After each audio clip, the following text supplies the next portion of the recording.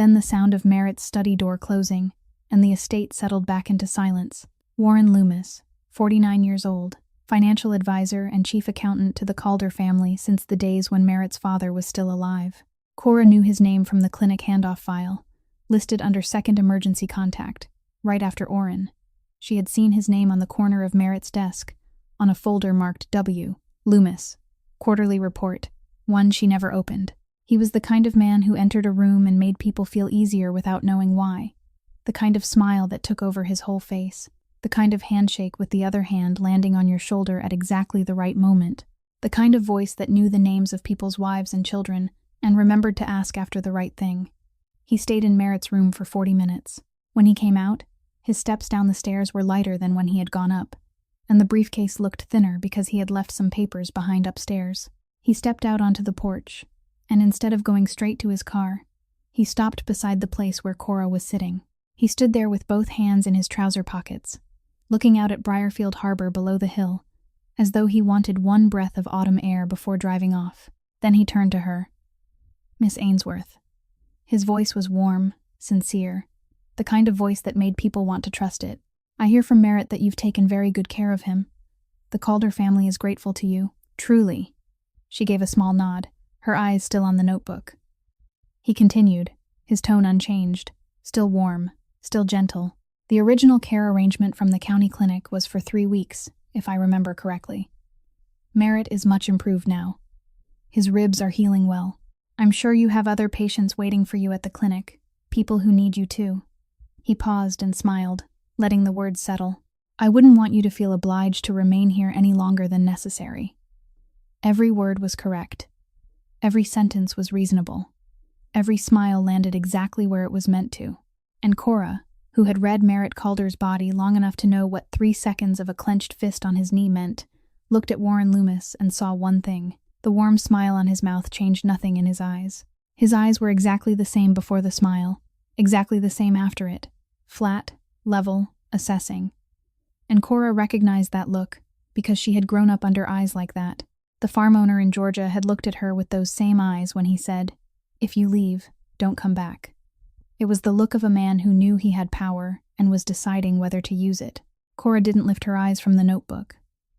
"Mr. Calder decides when this ends," she said.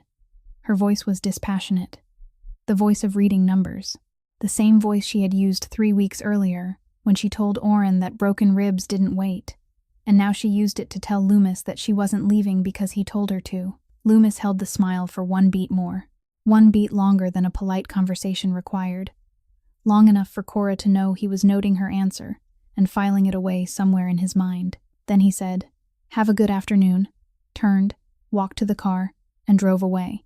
The black car disappeared beyond the bend in the gravel road leading down the hill, and Cora sat on the porch watching after it until there was nothing left to see. Then she looked down at her notebook, at the chart of the week's blood pressure readings, and realized something she hadn't thought about before. She had never once recorded Merritt's blood pressure on a day Loomis came, because Loomis had never come on an afternoon when she was there to check him. She marked today's date in the notebook. Thursday. Loomis. Then she turned back through the earlier pages, looking to see whether there were other days he had come when she hadn't known it. Monday morning, 5th week. Cora arrived at the estate at 6:45, climbed the oak staircase, and turned into the second-floor hall. The door to Merritt's study stood open. The desk lamp was already on. The glass of warm water on the desk still held a trace of heat, but the chair was empty. The sound of running water from the bathroom at the end of the hall told her he was there. She set her medical bag on the side table as always, pulled the chair into its familiar place, and opened her notebook to prepare for the morning readings. And while she waited, her eyes moved to the desk. The file lay right in the middle of it, already open, nothing covering it. Not the shipping map she had grown used to seeing. This was a stack of white papers clipped together, maybe 15 pages, printed in small type, with the logo of a law firm in the upper left corner, and a bold title at the top of the first page that Cora could read from where she sat, because it was large enough and dark enough that she didn't have to lean forward. Share Transfer Agreement, Calder Maritime LLC. She didn't touch the file, didn't pull it closer. She only read what her eyes could reach from an arm's length away, and what her eyes could reach was enough to change everything. The second line beneath the title read, "Owner has approved in principle. The third page, left open beneath it, held a signature box in the lower right corner. In that box was a signature Cora recognized at once, because she had seen it on the county clinic handoff records, on the first page of the care contract she had copied and kept for herself. The same slant of the pen, the same strokes. Merritt Calder. Beside the signature, the typed words read, "Agreed for review." She looked at that signature, looked at the words "approved in principle," looked back at the signature. She turned a few pages lightly with her index finger, never lifting the file from the desk, only turning them. The middle pages were full of detailed terms, percentages of ownership, transaction value, the name of the receiving company she didn't recognize. And then she reached the last page in the stack. Page 13. But the page number at the bottom read page 13 of 15. 13 of 15. The final 2 pages weren't there. The staple holes were still visible in the upper left corner.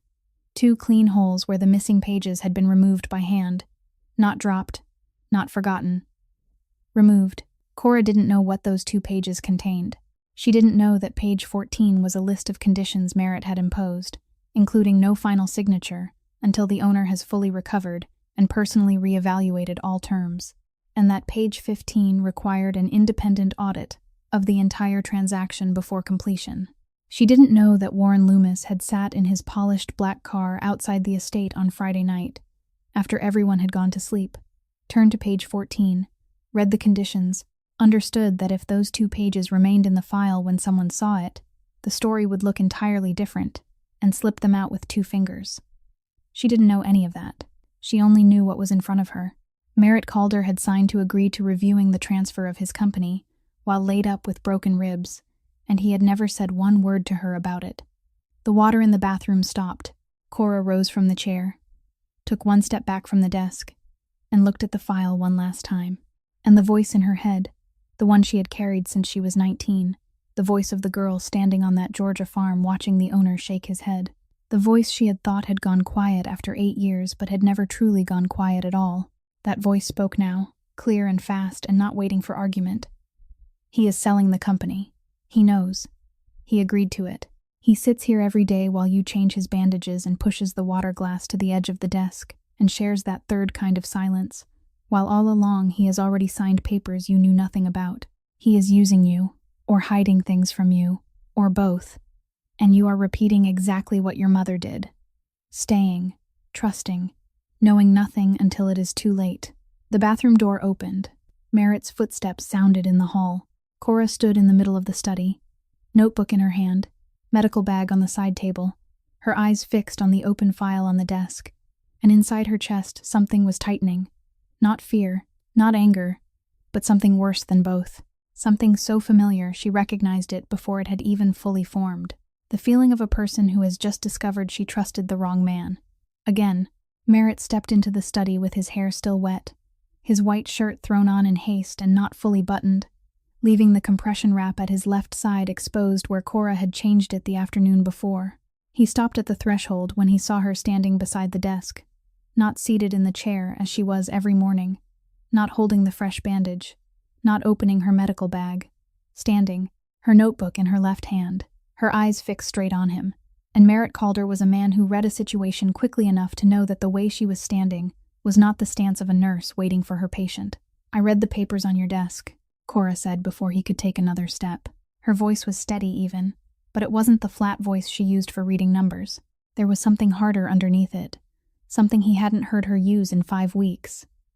"You're transferring shares of Calder Maritime. You already agreed to review it.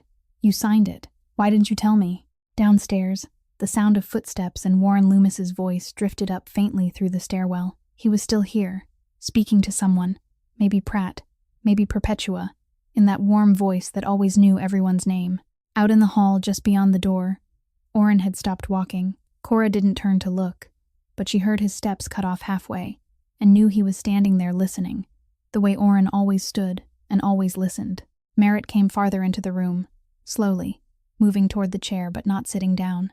He stopped in the middle of the room, 3 steps away from her, wet hair dripping at his forehead, white shirt open at the chest, the compression wrap showing beneath the cloth like a reminder that he was still her patient, still the man whose bandages she changed every morning, Still the man her hand had rested on longer than necessary 3 days ago. The expression on his face was something Cora had never seen in 5 weeks. Not the cold face he wore when he ordered cargo rerouted. Not the flat face he wore in that third kind of silence. Not the face of complete control he had held since the day she stepped through the doorway Oren tried to block. This face was closed, more closed than she had ever seen. Not anger, she realized. Worse than anger. The expression of a man who had just been accused of lying by the person to whom he had pushed a glass of water across the desk without needing to be asked. The person whose wrist he had held at 3 a.m. without knowing it. The person he had begun, slowly and by degrees, to trust. "You read the papers on my desk," he said. His voice was neutral, but not his usual flatness. Flat like the surface of water before a storm. The kind of flatness with something moving very fast underneath. Cora didn't step back. "I read what you left out in the open." "You read what Loomis left out in the open. Not me." That sentence. That was where everything turned. "Merritt," said Loomis, "not I." He said those papers were not something he had left on the desk. He was telling her there was something she hadn't seen yet, that someone had arranged what she saw, and that what she saw was not the whole story. But Cora didn't hear that sentence the way she needed to hear it. She heard Loomis, and she heard "not me," and the voice in her head, the one that had spoken so clearly and so quickly 10 minutes before when she saw his signature on the document. That voice went on. "He is blaming someone else. Same pattern. The farm owner in Georgia had blamed the contract when he wouldn't let her go home. Everybody had a reason. Everybody pointed somewhere else, and her mother still died." "I saw your signature," she said. Her voice was harder now. "On page 3, beside the line that says agreed for review. Your signature, not Loomis's." Merritt looked at her. For a long time, his right hand closed into a fist at his side, the knuckles going white, and she saw it. But this time she didn't read it the way she had for 5 weeks. This time she had already decided before she looked. "Go," he said. One word. His voice neither rose nor fell. It wasn't the voice he used for Route 3 or Route 4. It was the voice of a man who had just been pushed out of a place he didn't know how to defend with words, and now had no words left to keep anyone there. Cora looked at him for 2 more seconds. Looked at the wet hair, the open shirt, the bandage showing at his ribs, the fist at his side. Then she picked up her notebook, took her medical bag from the side table, and turned toward the door. As she passed Oren in the hallway, he stood motionless, his eyes facing straight ahead, not blocking her, not stepping aside, only standing there like a man who had just heard something he knew might happen and had not been able to stop. Cora went down the stairs, past the kitchen where Perpetua stood beside the stove, with her hand suspended halfway over a dish towel, past the porch where the bright autumn morning light was spilling across the gravel, and downstairs, in the sitting room, Warren Loomis was seated with the brown leather briefcase on his lap, smiling at Douglas Pratt about something, the warm smile filling his whole face, while his eyes hadn't changed at all. Cora didn't slam the gate when she left the estate. She didn't carry a suitcase because she had never brought one there. She walked down the stairs with her medical bag on her shoulder, and her steps as even as every other time she had left a place, because Cora Ainsworth had left enough places in 27 years to know that the way a person walks away says more than the way they stay. She passed the porch, crossed the gravel drive, went through the iron gate she had first stepped through 5 weeks earlier when Oren blocked her in the hallway. She didn't turn to look back at the estate, didn't look up at the second-floor window where Merritt might have been standing or might not have been. She walked, but before she left, she did one thing. In the stretch of time between leaving the study and stepping out through the gate, she turned into the first-floor sitting room, the room where she had sat through the nights she stayed to monitor his medicine, the room with the small bedside table beside the long sofa where Perpetua always left a pillow for her. She opened the dark blue hardbound medical notebook, the one she had written in every day for 5 weeks, and turned through the pages one by one. Temperature, blood pressure, self-reported pain levels, medication response, notes in the margin in blue ballpoint ink.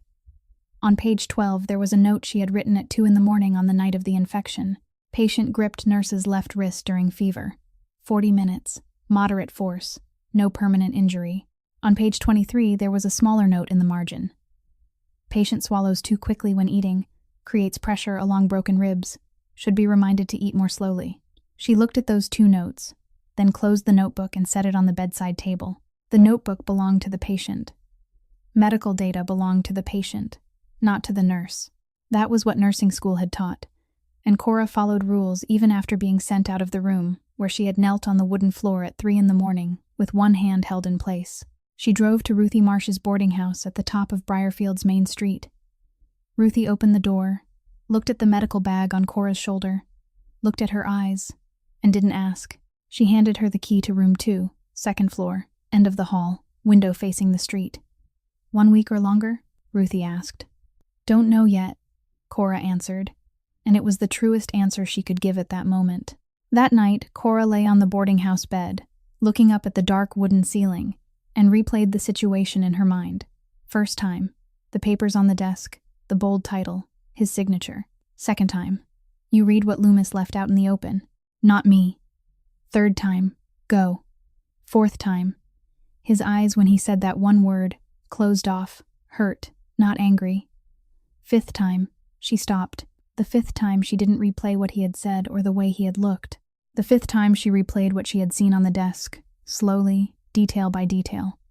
First page, title, third page, signature, the pages in between, the final page, page 13, of 15, the last 2 pages missing. 2 staple holes in the upper left corner. Clean, done by hand. She had seen that detail that morning. She had seen it and registered it, and then the voice in her head had spoken faster than her eyes could finish processing. He is selling the company. He lied to you. You are repeating your mother. That voice was always faster than logic. Always faster. Because that voice had been sharpened by the 8 years since the afternoon her mother died, and it didn't need complete proof to reach a conclusion. It only needed enough likeness, enough familiarity, enough to drag her away from danger, before danger had time to become a grave. But the last 2 pages, 13 out of 15, who had removed those 2 pages? Why remove them? If Merritt wanted to hide things from her, he would have put the entire file away, not left it open on the desk the morning she came. If he wanted her to see it, he would have left all 15 pages there. The file had been left open, missing 2 pages, in the middle of the desk on the exact morning he was in the bathroom. She recalled that Thursday afternoon. It was Loomis. His briefcase had looked significantly thinner when he left, because he had intentionally left behind exactly the pages he wanted her to find, orchestrating the entire misunderstanding. Cora lay staring at the boarding house ceiling. For the first time in 8 years, the voice in her head was saying one thing and her own logic was saying another, and she didn't know which one was right. For the first time she thought, maybe I'm wrong. Not maybe he's right. Maybe I'm wrong. Those were 2 different sentences. The first was about him. The second was about her. And the second hurt more, because it meant that all the times she had walked away in the last 8 years, all the times she had decided based on what was in front of her, and left before anyone had time to explain, maybe she hadn't been right every time. The following afternoon, she walked down to the harbor, sat on the wooden bench at Pier Number 2, the same place where she had sat before, and asked herself whether she was more like her mother or more like her grandmother. This time the question was different, not which one she resembled, but whether she was doing the right thing. Her mother had also made decisions based on what was in front of her. Her mother saw that her husband had left and decided she would have to manage alone, saw the landlord raise the rent and decided to endure it, saw her own body growing weaker and decided not to see a doctor because there wasn't enough money. Every decision had been based on what she could see, and every decision had been missing something she couldn't see because she hadn't looked any farther. Cora had sworn she wouldn't repeat her mother, but that morning she had looked at 13 pages out of 15 and decided she knew enough, just like her mother. The only difference was that her mother stayed and Cora walked away, but both of them stopped looking. Cora sat on the bench until the afternoon sun touched the horizon. Then she stood. Didn't go back to the boarding house. Didn't go back to the estate. She only stood there, watching the last ship of the day leave the harbor, and decided one small thing she had never decided before. She would wait. Not wait for Merritt to come after her. Not wait for someone else to explain. Wait for herself to look further before reaching a conclusion. For the first time in 27 years, Cora Ainsworth chose neither to go nor to stay, but to remain undecided. And this time being undecided wasn't because she was weak. It was because she knew she didn't yet have all the pages. The next morning, Cora left Ruthie's boarding house at 7 and walked to the only coffee shop in Briarfield, the small one on the corner of Main Street near the post office. the kind of place everyone in town passed through at least once a day. She ordered black coffee, took a table by the window, opened the copy of the medical file she always kept by habit from nursing school, and began reading again from the beginning.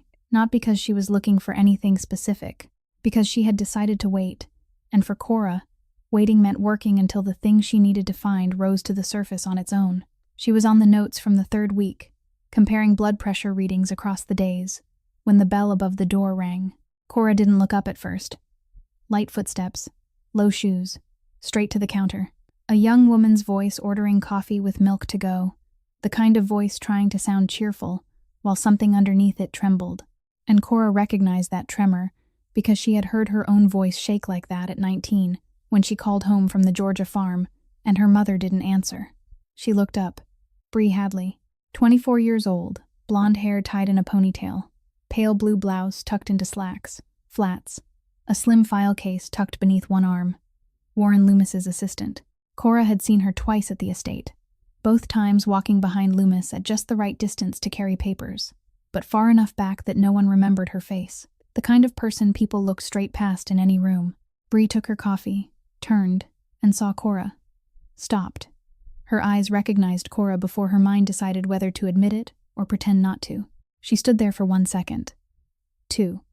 Then the hand holding the coffee cup lowered halfway, and she said softly, almost as if she were asking herself more than asking Cora, "You're Mr. Calder's nurse, aren't you?" Cora nodded, didn't smile, didn't invite her over, just nodded and looked at Bree with the same eyes she used when assessing a new patient. Watch first, ask later. Bree stood another 3 seconds, glanced at the door as though making a calculation, then pulled out the chair across from Cora and sat down. She set the coffee on the table but kept one hand on the handle, and Cora saw Bree's fingers tighten around it until her knuckles turned white. The kind of grip that wasn't because the cup was hot, but because the hand needed something to hold so it wouldn't shake. They sat in silence for 15 seconds. Bree stirred her coffee with a wooden stick, eyes on the tabletop. Cora didn't ask anything.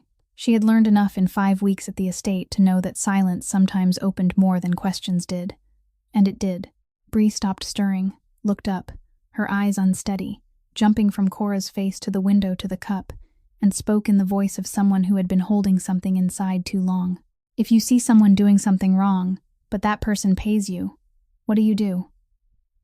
Cora looked at Bree, looked at the hand gripping the cup, looked at the pale blue blouse tucked in neatly by someone trying to seem normal, looked at the eyes of a 24-year-old girl, and saw something she knew better than almost anyone. The fear of the smaller person before the bigger one, of the powerless before the powerful, of someone who knows the truth, when that truth might crush her if she speaks it aloud. Cora had been Bree Hadley, 8 years ago, on a farm in Georgia, with a farm owner saying, "If you leave, don't come back." Cora had been exactly the girl sitting across from her now, and Cora had chosen silence, and her mother had died. "I've been in that situation before," Cora said. Her voice wasn't flat the way it was when she read numbers. It was lower, slower, the voice she hadn't used with anyone in Briarfield, not even Merritt. "I saw something wrong. The person paid me. I did nothing." She paused. "And my mother died." Bree set the coffee cup down on the table. Slowly, her fingers released the handle one by one, like someone letting go of something heavy. Her eyes were red, not the red of someone already crying, but the red of someone trying not to.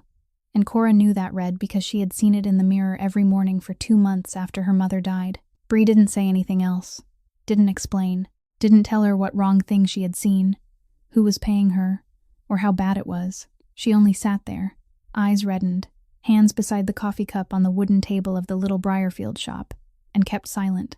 But it wasn't a closed silence. It was an opened one. The kind where the door isn't open yet, but the lock has already turned. Cora closed the copy of the medical file and set it on the table. "I'm at Ruthie's boarding house, room 2, 2nd floor," she said. Not an invitation. Not a promise. Just information, laid between them on the table. The way Merritt had once pushed a glass of water to the edge of the desk. Bree could take it or leave it. Bree gave a small nod, stood up, picked up her coffee, walked out without turning back. The bell rang as she pushed through the glass door, and Cora sat watching Bree Hadley pass by the cafe window. Small, straight, walking fast, the file case tucked tight under one arm, heading toward Warren Loomis's office at the end of the street. Cora watched until Bree disappeared around the corner, then looked down at the copy of the medical file on the table, at the unfinished blood pressure chart, and thought, at 19, she had kept silent. At 24, Bree was keeping silent now. The question wasn't who would speak first. The question was when the cost of silence became greater than the cost of speaking. That afternoon, Cora returned to the boarding house, closed the door to room 2, sat down at the small table beside the window overlooking Briarfield's main street, and spread the copied medical file out in front of her. 5 weeks of notes, 35 days, 1 page for each day, each page holding 6 figures: morning temperature, afternoon temperature, morning blood pressure, afternoon blood pressure, resting heart rate, and a pain level estimated from 1 to 10 based on the way Merritt sat, the way he breathed, the way he clenched his jaw, or didn't clench it when she pressed along the injured ribs. He never spoke his pain level aloud. She never asked. She read his body and wrote the number down. That had been the unspoken agreement between them. And now, sitting in the boarding house room with the patient's original notebook left behind on the bedside table at the estate while the copy remained with her, she read those numbers again with different eyes. She began by marking the pages. She took a red pen from her medical bag, turned through each sheet, and found the days she knew Loomis had come to the estate. Thursday afternoon of the 4th week, the day she first saw him on the porch. She marked it in red. Then she went backward, looking for the other days with small notes in the margin. Visitor in the afternoon, the kind of note Perpetua or Orrin had mentioned in passing, or days when she had noticed the brown leather briefcase in the sitting room while passing through. 3 more days. 4 days total with Loomis across 5 weeks. She marked all 4 in red. Then she read the numbers. On ordinary days, days without Loomis, Merritt's morning blood pressure ran between 120 and 128/80. Stable. Resting heart rate between 64 and 68. Pain level, by her estimate, between 3 and 4 out of 10. The afternoon readings ran a little higher than the morning ones, normal for a man healing from broken ribs. On the days with Loomis, the morning blood pressure stayed normal, but the afternoon blood pressure jumped to 142 to 148/90. Heart rate rose to 76/82. The pain level she estimated climbed from 4 to 6, and on one day reached 7. Every time Loomis came, Merritt's body reacted as though it were carrying some added burden that wasn't physical, wasn't infection, wasn't medicine. It was stress. 4 days. 4 times. The same pattern. Blood pressure 15 to 20 points higher than on days without Loomis. Heart rate faster by 12 to 14 beats. Pain level higher by 2 to 3 points. Cora set the red pen down, looked at the 4 red-marked pages laid side by side across the table. 4 out of 4. No exceptions. There wasn't a single day Loomis came when the readings stayed normal, and there wasn't a single day Loomis didn't come when the numbers suddenly leaped without explanation. She wasn't a doctor. She wasn't a lawyer. She had no access to bank accounts or company files or private correspondence, but she had 5 weeks of medical readings, written by hand twice a day, exact, without a missed day. And those numbers were telling her one thing. Her patient was being placed under pressure by one specific person, on specific days, and that pressure was heavy enough to show itself in blood pressure, heart rate, and pain. This wasn't courtroom evidence. No one is charged because someone else's blood pressure rises 15 points. But it was medical evidence, the kind Cora could read, the kind nursing school had taught her never to ignore. When the numbers go wrong, you don't look away. You find the cause. And the cause was lying on the table in front of her, marked in red, 4 out of 4, as clear as the bruising that had spread from the 7th rib to the 10th, while the county handoff papers called it moderate trauma. Cora sat looking at the 4 red-marked pages until the afternoon light died beyond the window and the street lamps came on along Briarfield's main street. Then she folded the pages together, slid them neatly into a clear plastic sleeve, and tucked them back into her medical bag. She still didn't know what Loomis was doing. She still didn't know what the last 2 missing pages of the file contained. She still didn't know why the handoff report from the county clinic had made the injury sound less severe than it really was. But she knew one thing. Numbers don't lie. The numbers were telling her that Warren Loomis, the man with the warm smile that took over his whole face and eyes that never changed at all, was doing something to her patient. And when the numbers go wrong, Cora Ainsworth doesn't look away. Cora set out to locate Bree Hadley the next morning. Since she didn't have a phone number, she went to the coffee shop at 7:15 to wait.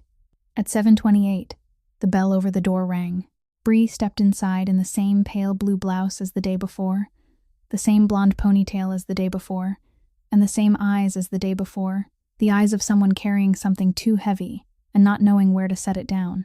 Bree saw Cora, stopped in the doorway for 2 seconds, then came straight to her table and sat without ordering coffee. Cora didn't circle around it. "The Calder Maritime share transfer file," she said, her voice low enough for only the two of them to hear. "I saw it on Mr. Calder's desk. 13 pages out of a set of 15. The last 2 had been removed. What do you know about that?" Bree gripped a coffee cup she hadn't ordered.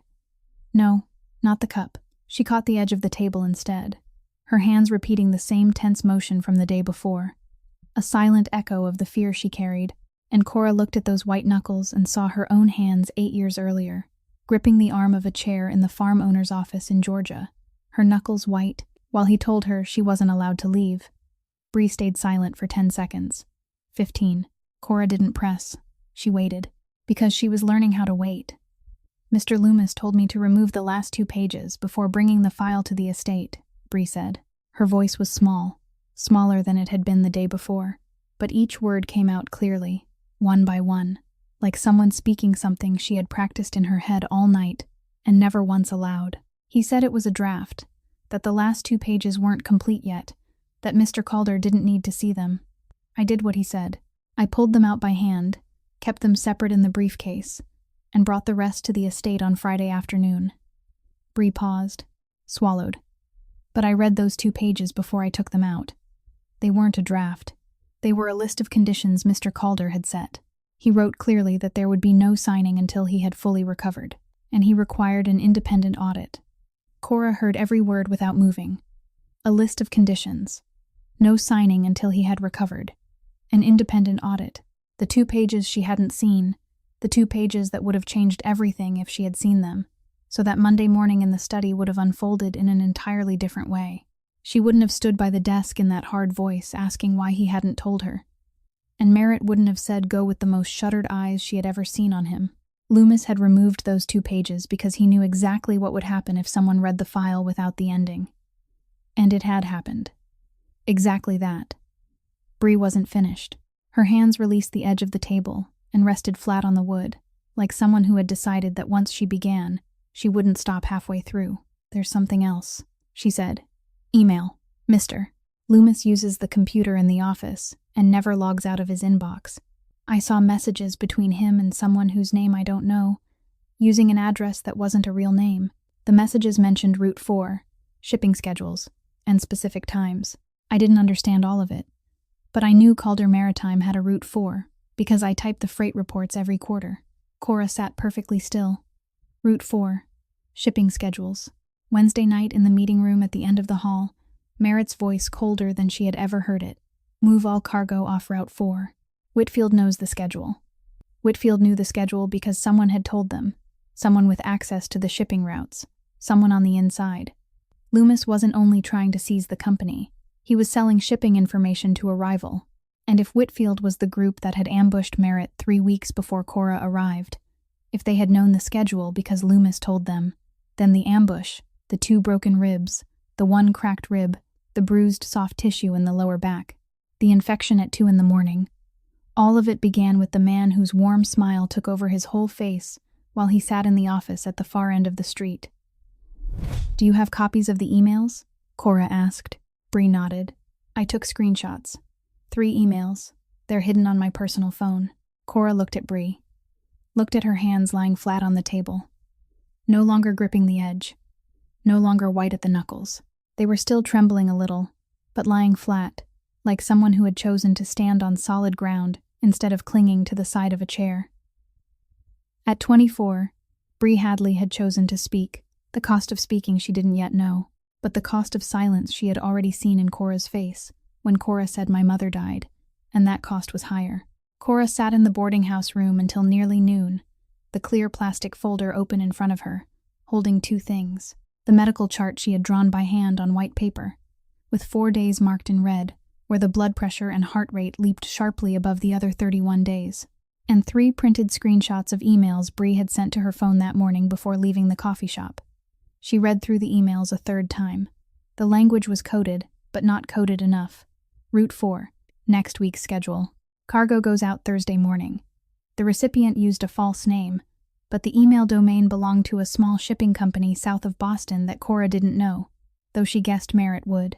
She closed the plastic folder, looked out the window. Briarfield's main street lay under pale sunlight, yellow leaves skittering along the sidewalk, a fish truck passing the boarding house.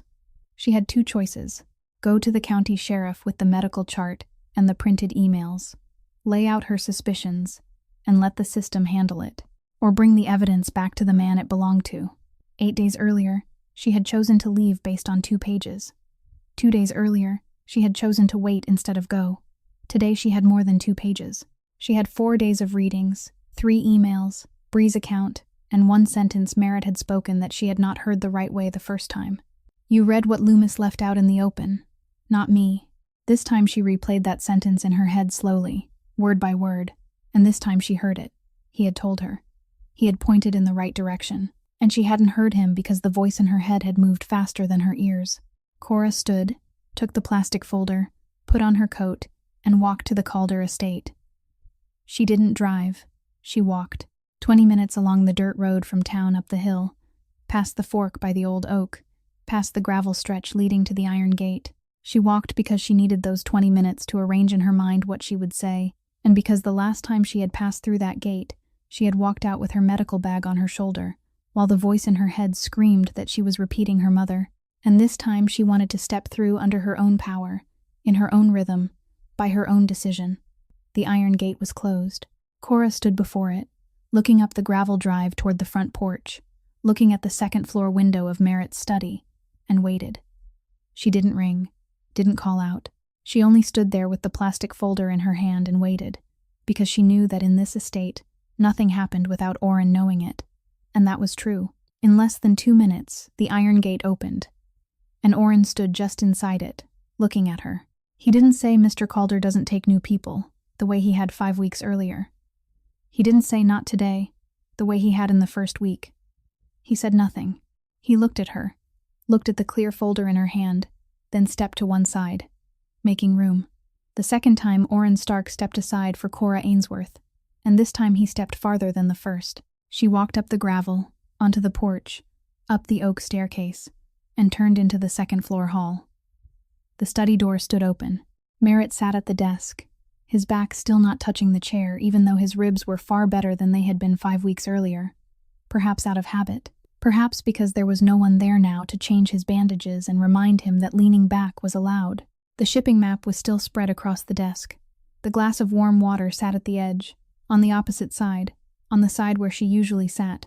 Cora didn't know whether that glass was there because he always left it there, or because he had left it there for her even though she had been gone 8 days. She didn't ask. Merritt looked at her standing in the doorway. His face wasn't the shuttered face from Monday morning when she accused him. It wasn't the cold face he wore when he gave orders. It wasn't the flat face of silence. It was the face of a man looking at something he wasn't sure was real, and trying not to let that show. His right hand on his knee closed and opened again. Quick, the way a man stops a reflex before it has time to appear. Cora crossed the room, came to the desk, and set the plastic folder down in the middle of the complex nautical charts. She opened it, took out the medical chart and placed it on the left, took out the 3 printed emails and placed them on the right. Then she straightened, looked at him, and spoke. I was wrong to accuse you based on 2 pages, when I didn't know the last 2 had been removed. I read what Loomis left out in the open, and I reached a conclusion before looking for the rest. That was my mistake. She paused. Her voice didn't shake. It wasn't flat the way it was when she read numbers. It was the voice of someone saying something painful, because it needed saying. But Loomis is betraying you. This is medical evidence showing that on the 4 days he came to the estate, your health readings worsened significantly. And these are 3 emails between him and someone I believe is connected to the Whitfield group, discussing Route 4 and shipping schedules. She pushed the 2 sets of papers slightly toward him. How you want to handle it is your business. I brought it because this part is mine. Merritt didn't look at the chart, didn't look at the emails. He looked at her. For a long time, longer than any time in those 5 weeks, Longer than the first day when she changed his bandages for 23 minutes instead of 10. Longer than the afternoon she told him about her mother. Longer than Monday morning when he said go. His right hand on his knee closed. Didn't open. Stayed that way. The silence stretched until Cora thought he was going to say go a second time. Then he spoke, his voice low. Only 2 words, but those 2 words heavier than any order he had given in the meeting room at midnight. Sit down! Cora pulled out the chair. Saturday, in the exact place where she had always sat through those 5 weeks. And for the first time since she entered the Calder estate, she sat there not because his ribs hadn't healed. Merritt didn't look at the medical chart or the emails right away. He looked at Cora sitting down in the chair. Looked at the way she placed her hands on her lap. Looked at the way she met his eyes without looking away, and he stayed silent long enough that Cora thought he was choosing his words. But she was wrong. He wasn't choosing words. He was choosing where to begin. Because for Merritt Calder, a man who had used silence as both weapon and shield all his life, choosing to speak was hard. But choosing where to begin was harder. I suspected Loomis before you ever came, he said. His voice was low, slow, each sentence as if he were lifting one brick at a time from the wall he had spent a lifetime building. 3 months ago, the black route on the map, the route you asked me when it had been closed, that shipment didn't vanish. It was intercepted. Whitfield knew the exact hour, the route, and the volume. Only 3 people had that information. Me, Orrin, and Loomis. He paused. Then the ambush. I went to inspect Route 3 in Portland, a schedule that existed only in the internal system, and Whitfield was already waiting. 2 broken ribs, 1 cracked. You know the rest. Cora sat still. She did know the rest. She had lived with the rest for 5 weeks. Compression wraps, anti-inflammatory medicine, the infection at 2 a.m, his hand gripping her wrist for 40 minutes. I didn't have proof, Merritt went on. Suspicion wasn't enough. Loomis has been here 20 years, since my father's time. If I was wrong, I lost the only man left who still knew how to run this family's finances, so I set a trap. He looked down at the file on the desk, the set of 13 pages Cora had read on Monday morning. The last 2 pages. Page 14 was the list of conditions I wrote myself. No signing until I had fully recovered. Independent audit before anything was finalized. If Loomis was innocent, he would have left those 2 pages in the file, brought it to me intact, waited for me to recover, and only then moved forward. If he was guilty, he would have taken those 2 pages out and tried to force the signing through quickly, before I had the chance to read my own conditions again. He looked back up. He removed them Friday afternoon. You saw the result Monday morning. The room fell quiet. Autumn light came through the window, slanting across the intricate sea routes, across the medical chart marked in red, across the 3 printed emails on white paper. Cora heard every word, every sentence, and each one was a piece she had been missing when she stood by the desk on Monday morning with that hard voice asking why he hadn't told her. He hadn't told her because he was setting a trap. He hadn't told her because speaking would have ruined the trap. Perfect logic. Cold. Exact. Just like the 3 orders he had given about Route 3 in Portland. Why didn't you tell me? She asked. Not in the hard voice from Monday morning. In her real voice, the one she rarely used, the one she had used when she told him about her mother on that afternoon of the 3rd kind of silence. Merritt looked at her, and for the first time in 6 weeks, the expression on his face wasn't flat, wasn't cold, wasn't closed. It was something Cora had never seen on him before. Tired. Not tired from broken ribs, tired from holding everything in. Because I don't tell, he said. Simple. No excuse. Silence is what I use to keep control.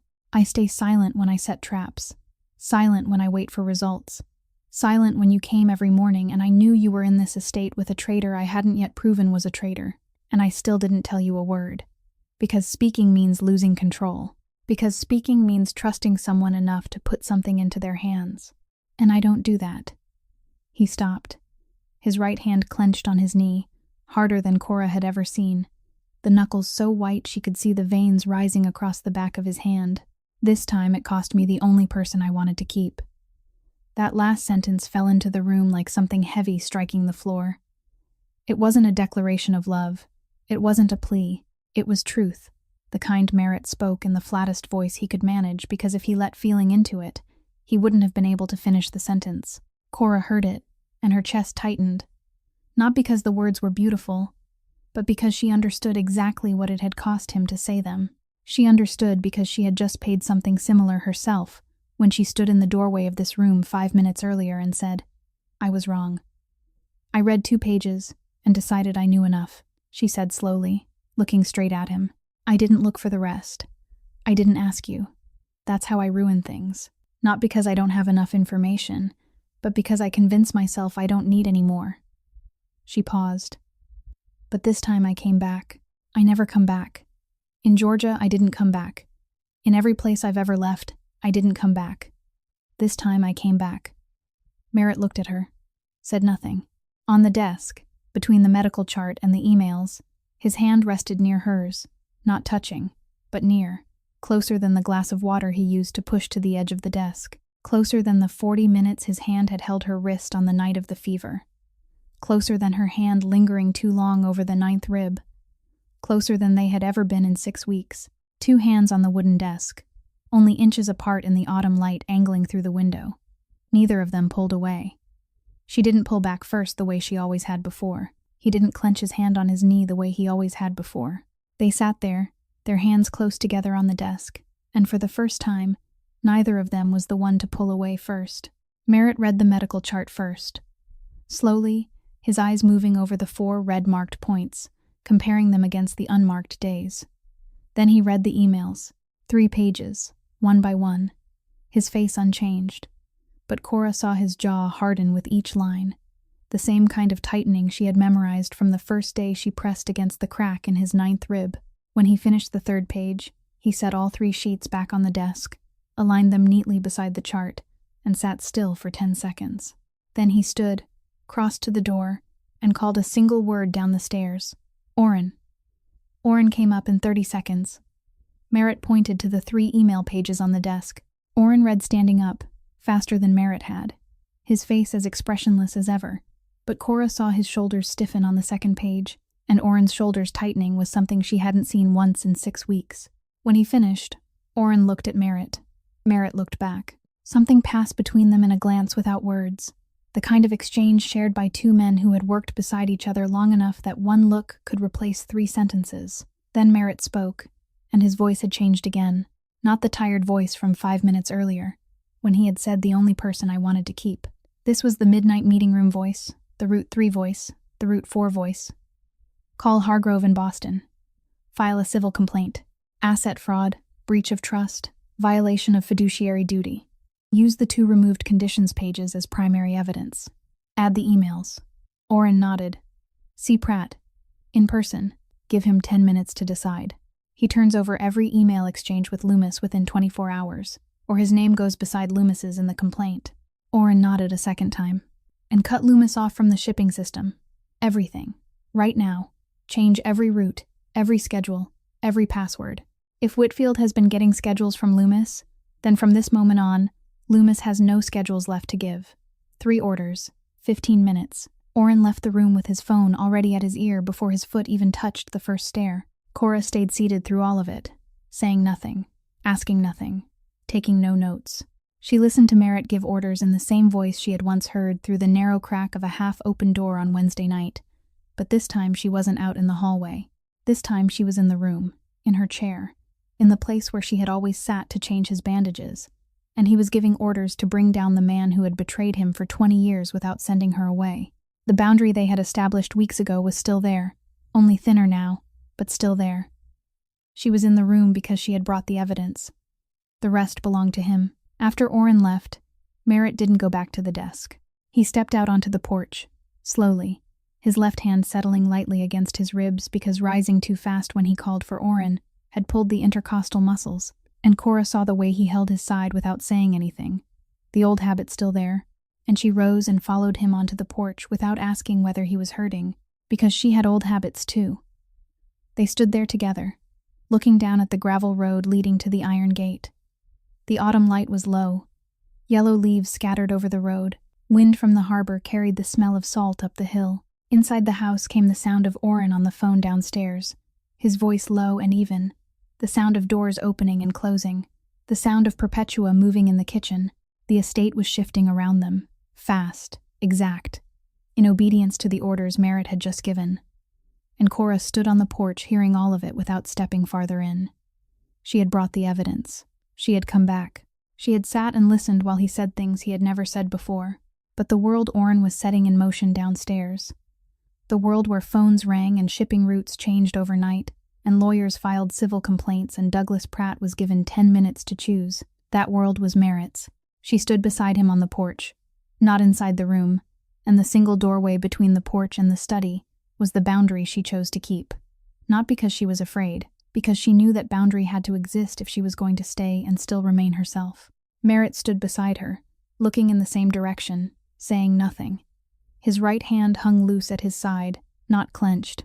The autumn wind moved softly across the porch, and Cora stood there until the phone sounds in the house stopped, until the opening and closing of doors stopped, until Orrin fell silent, and the estate settled again. Everything had been set in motion. Whitfield would lose its source before nightfall, and not know why. Pratt would receive his choice by morning. Hargrove and Boston would file before the end of the week. And Warren Loomis, sitting in the office at the far end of Briarfield's main street, with his warm smile and eyes that never changed, still didn't know that 20 years had ended in 15 minutes. The estate fell quiet again at 8 that night. The last telephone call had ended 20 minutes earlier. Orrin was gone, driving down into town, perhaps to see Pratt, perhaps to do something else Cora neither asked about nor needed to know. Perpetua finished the dishes, turned out the kitchen light, and went back to her room at the rear of the first floor. In the darkness of Calder Estate, only 2 people remained, and Cora sat on the front porch in a low wooden chair she had never once sat in at night before, because she had always left before dark, and she was sitting there now, because tonight she wasn't leaving. The autumn wind at night was colder than the autumn wind in the afternoon. The smell of salt from the harbor was fainter, the smell of damp leaves heavier. Cora sat still, both hands resting on the arms of the chair, looking at the streetlights in town below the hill flickering between the branches. Then she heard the back door open, heard footsteps on the wooden porch, slow, uneven in rhythm, heavier on the left than the right, pausing faintly after every 4 steps, and she recognized those footsteps before she turned because she had heard them every day for 6 weeks. Merritt came out onto the porch and sat down in the low chair beside her. A low outdoor chair, the kind that made a man fold himself down to sit, and folding down with 2 healing broken ribs was the kind of thing any nurse would forbid. Cora heard him lower himself into the chair, heard his breath catch for one small beat when his back dipped, heard the wood complain beneath his weight, and she didn't say you shouldn't be sitting in a low chair because she knew he knew it, and she knew he had chosen to sit here anyway. The 2 of them sat side by side on the porch in the dark. Silent. Not the efficient silence of the study. Not the heavy silence that comes after someone has set something painful down in the middle of a room. Close to the third kind. Close to the silence she had once shared with him on the afternoon she told him about her mother. The kind where silence is not an empty space, but a thing with its own weight. But tonight there was something more in it than there had been that afternoon. The 2 of them had just told each other the most painful things they carried, and now they were sitting here in the dark, after all of that had been spoken, and they were still here. Merritt slipped a hand into his coat pocket and drew out a notebook. The dark blue hardbound notebook Cora had left on the bedside table in the sitting room 8 days earlier. The notebook filled with 5 weeks of records, temperature, blood pressure, pain level, medication response. The notebook with the note on page 12 about 40 minutes of gripping her wrist, and the note on page 23 about the patient swallowing too fast and putting pressure on his ribs. He held the notebook out to her, not with one hand, as if returning an object. With both hands, palms open, facing upward, the notebook resting between them like something heavier than its size should have allowed. "I read the notes in the margins," he said. His voice was low, almost lost in the night wind. "You wrote that the patient swallows too fast when he eats, that it puts pressure on the ribs, that he should be reminded to slow down. No one noticed that before you." Cora looked at the notebook in his hands, looked at both open palms. He had read the notebook, not to check the numbers, because he remembered her, because for 8 days she had not been here, and he had opened the notebook and read the blue ballpoint notes she used to write at 6:45 every morning. 3 days without compression wrapping on your ribs," she said, looking at the way he sat angled to the right in the low chair, taking shallow breaths. "I sat where you're sitting," he answered, reckless. "Yes." She raised her hand to take the notebook, and when her hand touched the notebook, her fingers brushed his. Not by accident. The notebook wasn't small enough, and his open palms weren't large enough for their hands not to touch when it passed between them. But it wasn't deliberate in the way one person takes another person's hand. It was only hand touching hand, over the dark blue cover, in the dark on the porch of the estate, and neither of them pulled away at once. She felt his fingertips, warm, dry, a little rough at the middle knuckle, and he felt her fingertips, hands marked by the calluses she had carried since she was 19. 3 seconds, maybe 4, long enough for both of them to know it wasn't accidental, and brief enough that neither of them had to name it. Then Cora drew the notebook back, set it on her lap, and opened to the last page she had written. He watched her reading in the dark. Night wind moved over the porch. Down in town, Ruthie's boarding house had a light on in the first-floor window, and Ruthie Marsh, 63 years old, Merritt's mother's closest friend, was standing at her kitchen window looking up the hill toward the estate. She didn't know the two of them were sitting on the porch, but she would know before morning, because in Briarfield, Ruthie Marsh always knew. Warren Loomis didn't leave Briarfield. Cora had thought he would run, had thought that once his access was cut off, and Pratt received the ultimatum, and the Boston lawyer filed the complaint, he would quietly get into that polished black car and disappear from town, the way he had always arrived. Neat, composed, leaving no trace. But Loomis didn't run, because Loomis wasn't the kind of man who ran. He was the kind who struck back. 3 days after that evening on the porch, Cora was at Ruthie's boarding house at 8 in the morning, sitting at the table by the window with her copy of the medical file and a cup of black coffee. When Ruthie knocked on the door of room 2, Cora opened it. Ruthie stood there holding a thick white envelope in her hand, the kind with a law firm logo in the upper left corner, the kind of envelope an ordinary person receives once or twice in a lifetime, and never for good news. Ruthie's face was pale. Not pale with fear, pale with anger, the pale look of a 63-year-old woman who had lived in Briarfield her whole life and knew exactly what an envelope from lawyers meant. "Someone left this for you," Ruthie said, her voice flat, and handed it over. Cora took it, looked at the logo, looked at the sender's name.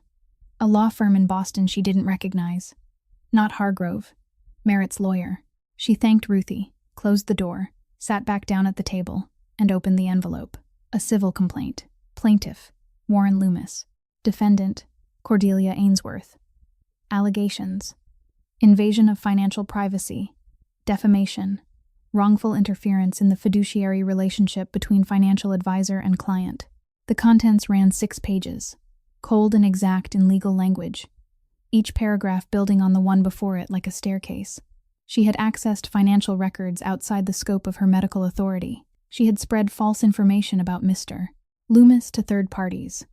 She had caused harm to the 20-year relationship of trust between Mr. Loomis and the Calder family. Demand for damages. Demand for a no-contact order.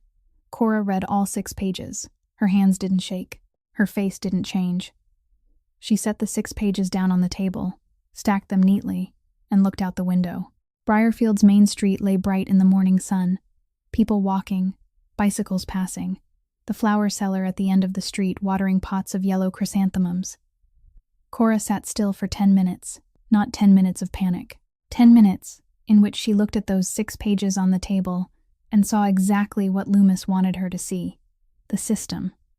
Lawyers, lawsuits, legal language, monetary damages. The weapon the powerful use to crush those who aren't. She had seen that weapon before. The farm owner in Georgia used a labor contract. Loomis used a lawsuit. Different shape, same mechanism. The stronger person using paper to silence the weaker one. But 8 years ago, Cora had stayed silent. 8 years ago, she had held that labor contract in her hands, looked at her own signature at the bottom of the page, and thought paperwork was something that couldn't be fought. 8 years ago, she had handled it herself, alone, and her mother had died. Cora picked up the envelope, stood, put on her coat, and walked to Calder Estate. The second time in 3 days, she walked the dirt road from town up the hill, past the fork at the old oak, past the gravel stretch, to the iron gate. This time the gate wasn't closed. Orrin stood on the porch, watched her come up, said nothing, and stepped aside. She climbed the stairs, went into the study, and set the white envelope on Merritt's desk beside the shipping map, in the same place where 8 days earlier she had placed the medical chart and the emails. "Loomis is suing me," she said. Not in the flat voice of reading numbers, not in the hard voice of accusation.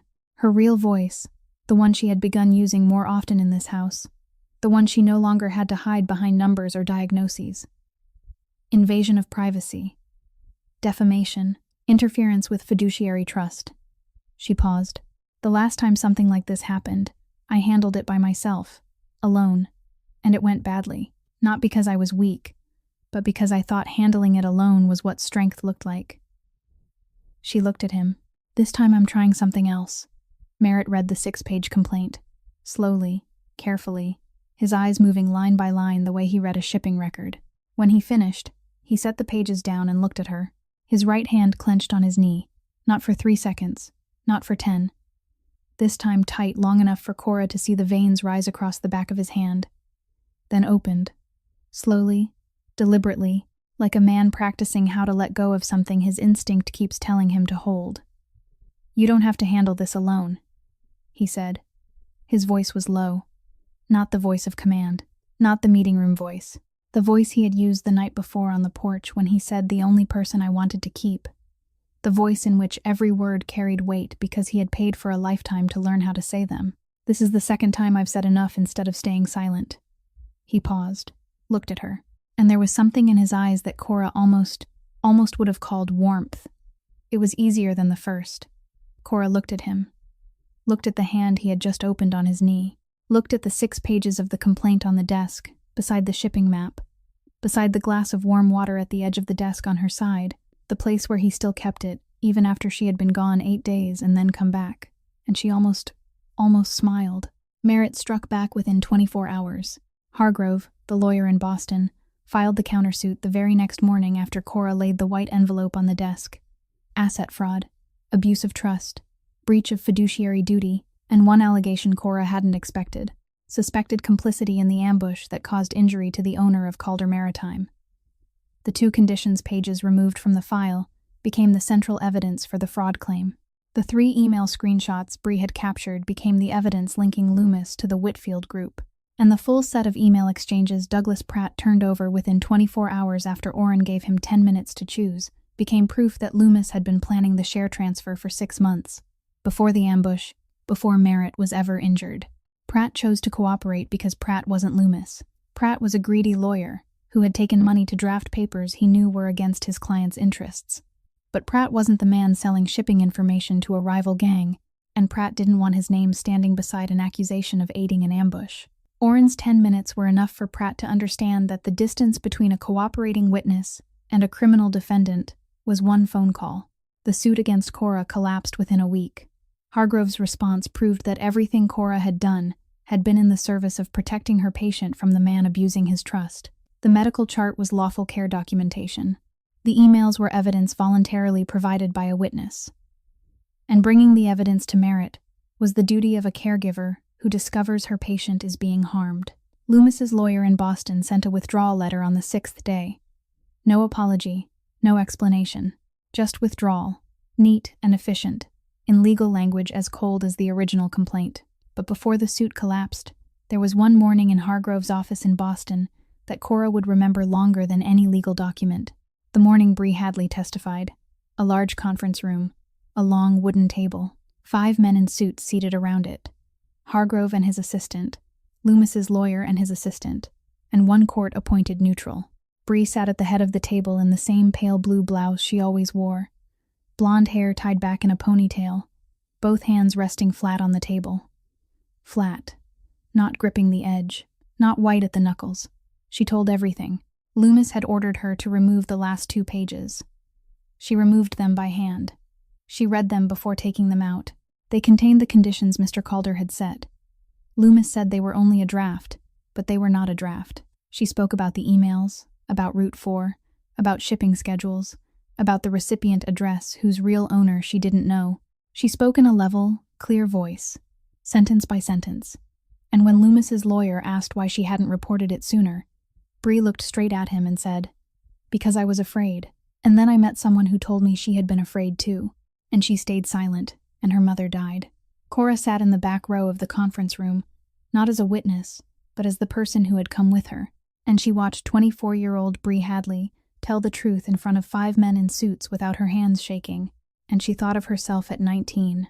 19 years old on a farm in Georgia, standing in front of the farm owner, labor contract in her hand, knowing that if she said, "I am leaving," she would lose her job, and if she didn't say it, her mother would lose her life, and she had said nothing.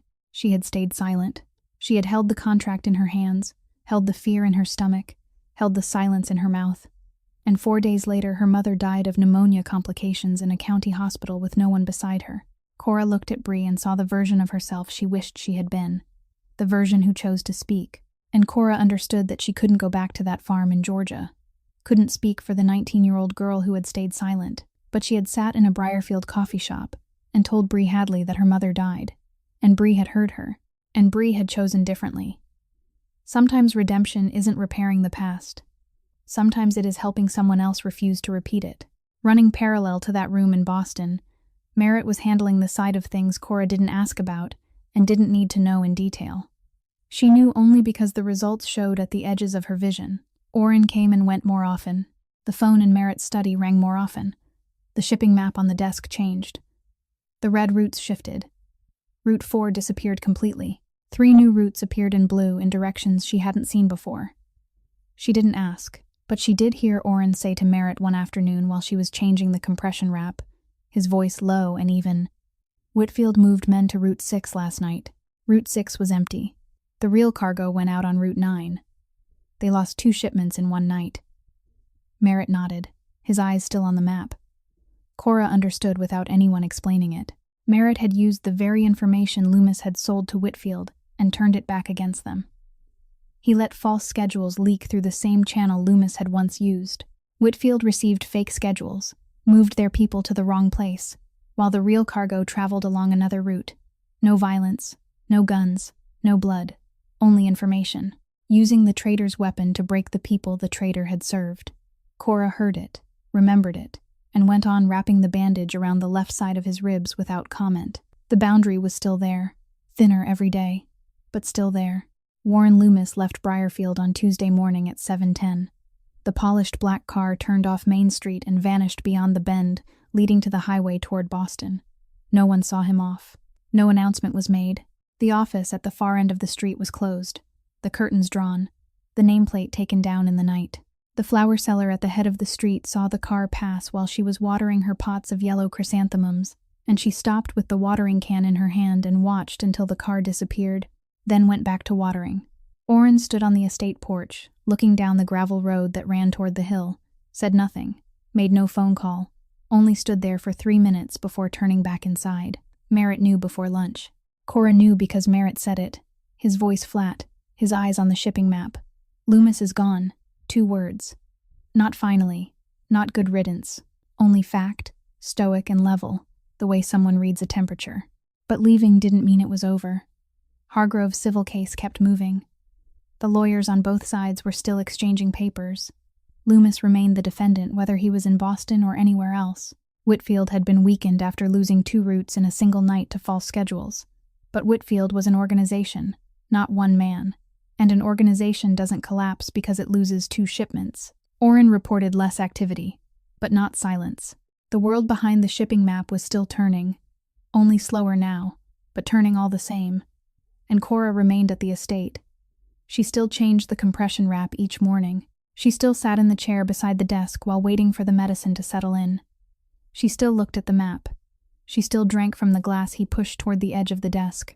She still hadn't fully answered the question she had asked herself at the harbor weeks before. 3 weeks after Loomis left, Merritt's ribs were almost healed. Cora knew it before she even examined him, because she had followed the healing process for 9 weeks. The bruising vanished in the 6th week. The swelling in the lower back eased in the 7th. His breathing had grown deeper, steadier.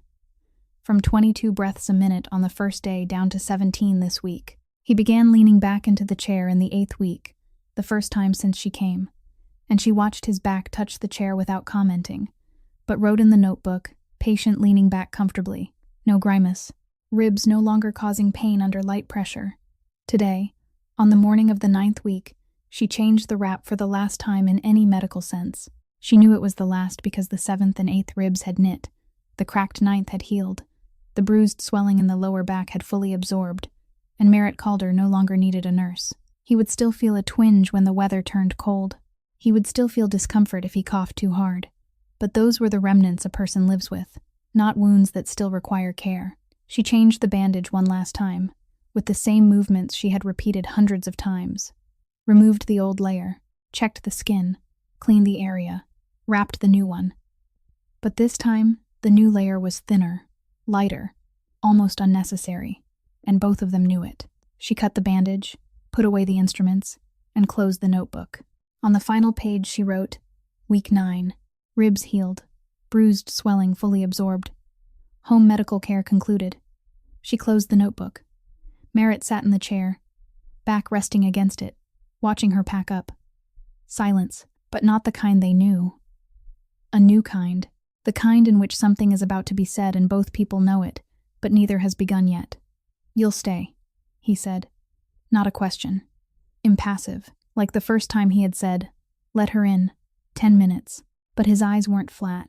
His eyes were something Cora had learned to read over 9 weeks. And today his eyes were saying the thing his voice had never fully said. Your ribs are almost healed, she answered. True, exact, and not enough. Just like the time she had said because your ribs weren't healed when he asked why she was still here. Just like every other time she had used his ribs as the reason. Because the real reason was one she still wasn't ready to speak. I'm not talking about my ribs, he said.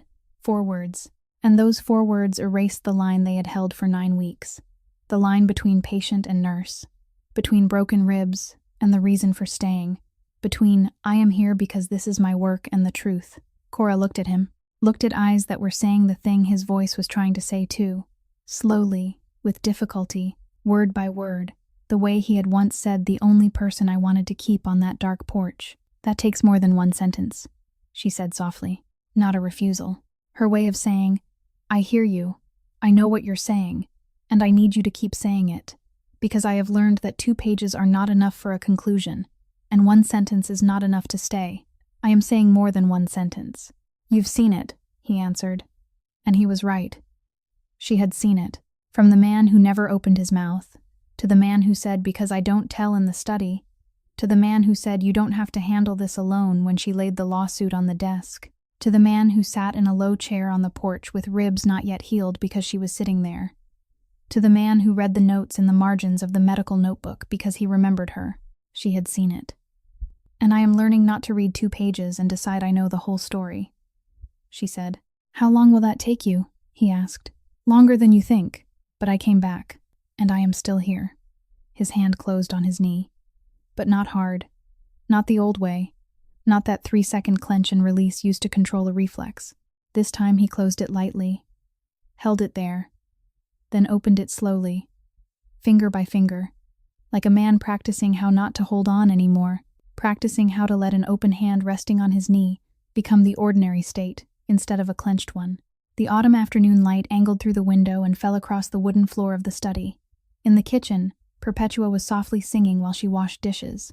The shipping map on the desk had a new blue route drawn on it that neither of them had yet mentioned, and the glass of warm water at the edge of the desk on her side was still there, still in the same place, as though in 9 weeks it had never moved at all. 6 months later, spring, Briarfield Harbor opened again after the longest winter Cora could remember. Not because of the weather, but because that winter she had stayed in one place long enough to watch it change with the seasons, and it was the first time she had done that since her mother died. The first ship of the season came in at dawn, its deep horn carrying up the hill all the way to the estate porch, and Merritt stood on the porch listening to that horn with a cup of coffee in his hand, his back resting against the wooden post, breathing deep and steady. 16 breaths a minute, exactly the standard Cora had written in her notebook from the first week. His ribs had healed completely. The only thing left was a twinge when he coughed hard, or when the wind changed suddenly, the kind of after-effect a man carries for life the way people carry scars, no longer painful, but still there to remind him that once it was. Cora sat in the chair on the left side of the porch, the chair no one had used before. She knew no one had used it before, because Orrin had told her one winter afternoon, in that same low, even voice of his, that it had been Merritt's mother's chair, and after she died no one had set it back in place. One day in January, Orrin put it back without saying a word to anyone, and from then on that chair was Cora's. Today she sat in it, not with her nurse's bag on her lap, but with a laptop, the screen opened to Calder Maritime's route management software, and she was learning to read digital shipping schedules with the same precision her grandmother had once read handwritten freight schedules in the cab of a truck 30 years earlier. Not because Merritt had asked her to, because she wanted to understand his world before deciding whether to remain in it for good. She still had not fully answered the question she had asked herself that afternoon at the harbor 6 months before. Could she live beside a man like him? The answer was not final yet, but every day she woke at the estate. Every morning she sat in the left chair on the porch. Every afternoon she read the shipping map with him, and every night she listened to the sea wind rising from the harbor up the hill. Each of those days was one small piece of the answer, and the sum of those small pieces was beginning to look like a word she had not yet spoken aloud. The case against Loomis was not finished. Hargrove in Boston was still exchanging papers with opposing counsel. Documents still going back and forth, the next hearing set for next month. Loomis had not returned to Briarfield and likely never would, but a lawsuit lives longer than the man who files it. The Whitfield group was weaker after the winter, but not gone. Orrin still gave weekly reports, his voice low and even, and Merritt still listened, still gave orders when adjustments had to be made, still remained the man he had always been. That world still turned. The boundary was still there, between the porch and the study, between what Cora knew and what she chose not to ask, thinner than it had been 6 months ago, so thin that some days she forgot it was there at all, but it remained. Bree Hadley opened a small coffee shop at the top of Main Street, right in the same old place near the post office. Clean, bright, door always open. On Saturday mornings, Cora went there for coffee, and the two of them sat in silence for 10 minutes before talking. The kind of silence between two people who had chosen each other without needing to arrange it. Bree was 24, her hands no longer shaking, her eyes no longer red, setting coffee in front of Cora with a hand flat and steady. And Cora would look at that hand and think that sometimes change looks exactly like that. Not like a grand moment, but like a hand setting down a coffee cup without trembling. Ruthie sent a box of pastries to the estate every Saturday, with a handwritten note folded in 4. Your boy's mother would have liked you. Cora read the note, folded it back up, and kept it in the drawer beside her bed with the 11 notes before it, one each week. The handwriting of the 63-year-old woman who had been the closest friend of the woman Cora had never met, but whose chair she now sat in every morning. Cora did not ask Merritt about his mother. She was saving that. She would ask when the time was right. She was learning how to wait. This morning, spring sunlight lay across the porch. Merritt stood by the wooden post watching the ship come into harbor, then said, without turning his head, "The new route on the map. Do you want to know where it goes?" Cora lowered the laptop onto her lap. "Are you going to tell me? Do I have to read an incomplete file again?" He turned toward her. He didn't smile, because Merritt Calder rarely smiled, but his eyes changed. Something lighter, something more open, something that had not been there 9 weeks earlier, and now 6 months later was there more clearly every day. "I'm going to tell you all of it. From the beginning," he said. "Good." She pulled her chair a little closer. "Then start." Spring sunlight angled across the porch and the wooden floorboards. In the kitchen, Perpetua was softly singing some song Cora had begun to know by heart, even though she had never once asked its name. The shipping map on the desk in the study held a new route drawn in blue. This time, when Merritt explained where that route went, Cora would hear all of it, from beginning to end. All the pages. And this time, they would read them together. Cora and Merritt's story ends here, but perhaps the lesson it leaves behind does not. In life, we judge too quickly when we only know half the truth. We read 2 pages and think we know the whole story. We stay silent when we need to speak, and we speak when we need to wait. Cora teaches us that coming back is not weakness, but courage. Merritt teaches us that opening your mouth and saying what you feel is sometimes harder than any battle. And Bree teaches us that it is never too late to choose the truth, even when your hands are shaking. Sometimes love is not vows or grand gestures, but only a glass of water pushed to the edge of a desk, a notebook offered with both hands, a chair someone quietly sets back in place for you without saying a word. If this story touched you in some way, if you saw yourself in Cora, or in Merritt, or in someone else in Briarfield, press the like button so we'll know that stories like this deserve to be told. Share this video with the people you think may need to hear it too.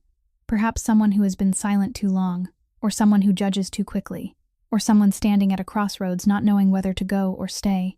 And if you haven't subscribed to our channel yet, Now is the time, because every day we bring you new stories, new voices, new lessons that sometimes you can't find anywhere else.